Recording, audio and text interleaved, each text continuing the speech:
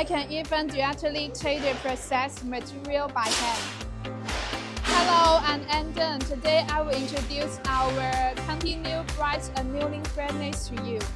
We help local enterprises with heat treatment processing methods, which is one of our advantages.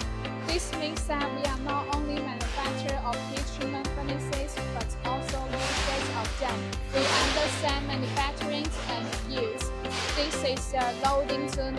Then it is the preheating zone of the furnace.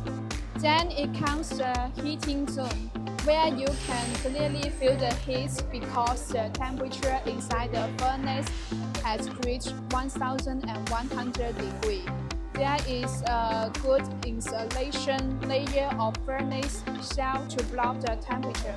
Although the temperature has reached the 1100 degrees inside, but we can feel the temperature outside is only about 30 degrees. After passing through the heating zone, it comes the cooling zone.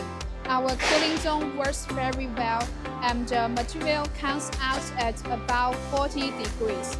You see, I can even directly take the processed material by hand.